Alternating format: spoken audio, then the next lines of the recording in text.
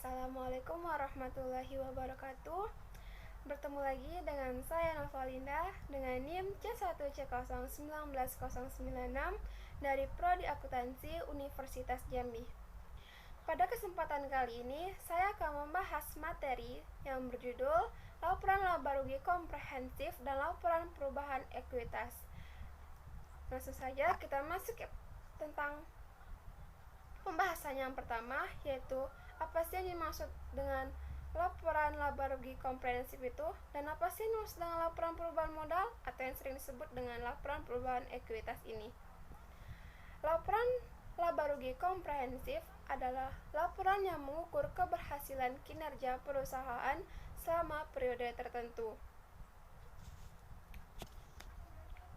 Kinerja perusahaan tersebut digunakan untuk menilai dan memprediksi jumlah dan waktu atas ketidakpastian arus kas di masa depan.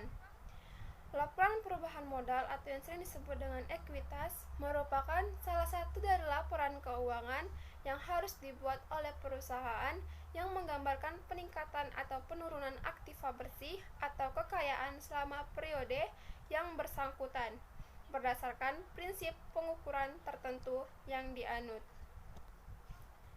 Pembahasan yang kedua yaitu apa sih fungsi dari laporan laba rugi komprehensif ini dan laporan perubahan ekuitas.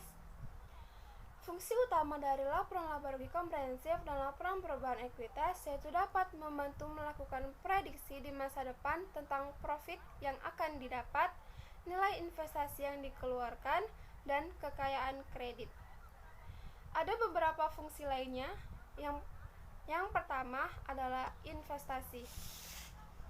Dari laporan investasi ini, investor bisa mendapatkan informasi mengenai prediksi laba dan arus kas di masa depan, yang bisa dijadikan patokan untuk menentukan harga jual saham dan dividen yang dimiliki perusahaan di masa depan.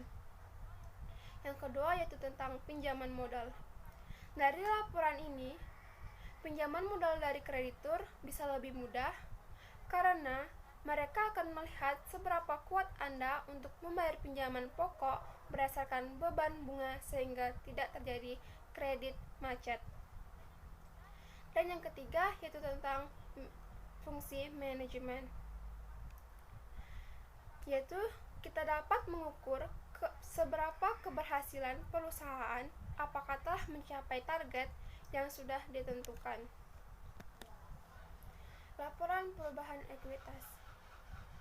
Laporan perubahan ekuitas menyajikan laporan perubahan ekuitas yang menunjukkan pertama, total laba rugi komprehensif selama suatu periode. Dari total jumlah yang didapat didistribusikan kepada pemilik entitas induk dan kepada kepentingan non-pengendali. Yang kedua yaitu untuk tiap komponen ekuitas, pengaruh penerapan retrospektif atau penyajian kembali secara retrospektif diakui sesuai dengan PSAK nomor 25. Yang ketiga yaitu rekonsiliasi antara jumlah tercatat pada awal dan akhir periode. Dari laporan perubahan ekuitas, ada beberapa perubahan yang timbul. Di antaranya yaitu yang pertama yaitu dapat menimbulkan perubahan dari laba rugi. Yang kedua, masing-masing pos pendapatan komprehensif lain.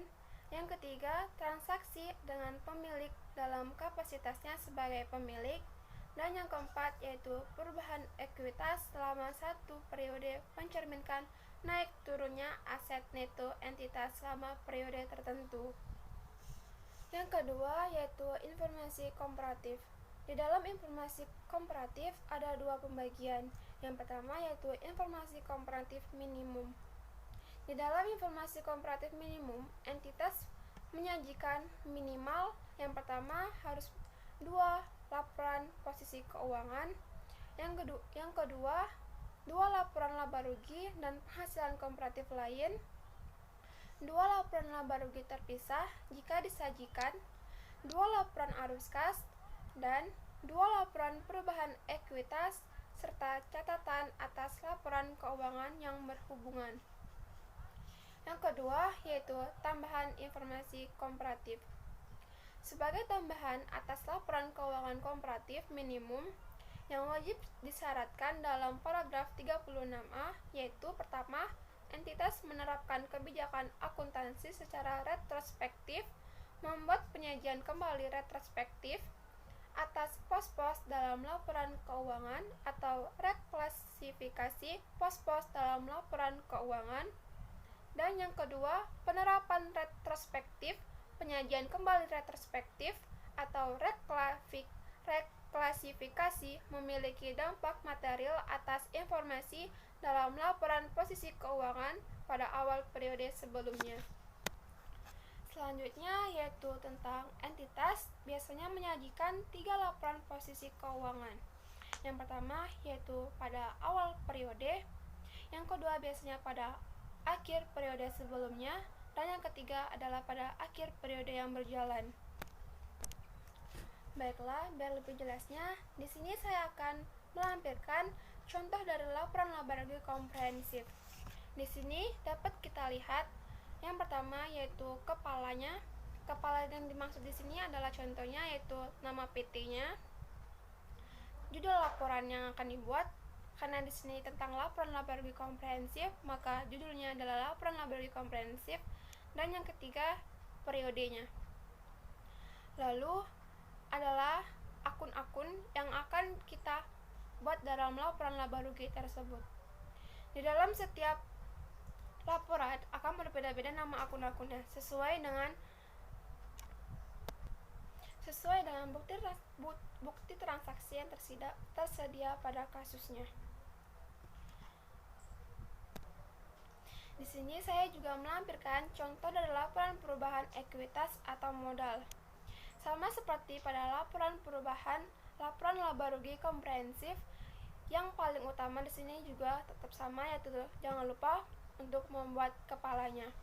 Sama, yaitu tentang yang pertama, jangan lupa membuat nama. Di sini saya buat Biro Perjalanan Travelpedia. Yang kedua tentang laporannya, di sini saya buat laporan perubahan modal. Dan yang ketiga jangan lupa periodenya. Di sini sama seperti tadi, akun-akun di sini terdapat pada bukti transaksi atau bisa dari bukti-bukti yang ada pada sebelumnya.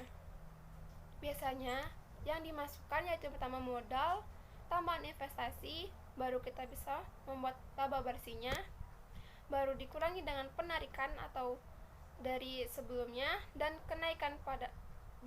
dari jumlah kenaikan pada ekuitas pemilik, baru bisa kita dapatkan dari modalnya, atau disebut dengan modal akhir. Sekian, itu saja yang bisa saya sampaikan pada materi pada kesempatan kali ini. Jika ada materi atau pembahasan yang sedikit tidak jelas ataupun salah, saya mohon maaf. Saya akhirin, wassalamualaikum warahmatullahi wabarakatuh.